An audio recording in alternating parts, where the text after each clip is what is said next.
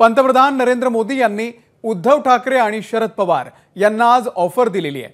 काँग्रेसमध्ये विलीन होण्यापेक्षा आमच्या सोबत या, असं पंतप्रधान नरेंद्र मोदी यांनी म्हटलेलं आहे।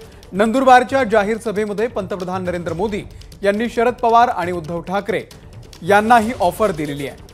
दरम्यान यावरतीच काँग्रेसचे प्रदेश अध्यक्ष नाना पटोले यांची सुद्धा प्रतिक्रिया आलेली आहे, आपण पाहूयात। पहले घर तोड़ो, उनको ब्लॅकमेल करो, और जब आपण स्वतः हारायला लागलात तर पुन्हा त्यांना सत्तेत आमच्याबरोबर या असं म्हणण्याचं ऑफर देण्याचं काम जे मोदीजी करतात आहेत। म्हणजे मोदीजी, तुम्ही मान्य करा की देशात आता मी काही सत्तेत येत नाही, मी यांचा आधार घेऊनच येऊ शकतो।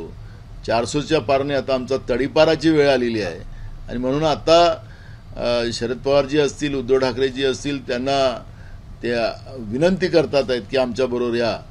आणि आता ही परिस्थिती आलेली असेल तर याचा अर्थच आम्ही जो दावा करतो आहे की नरेंद्र मोदी आता सत्तेत येणार नाही, तो दावा खरा ठरतो आहे। एबीपी माझा, उघडा डोळे बघा नीट।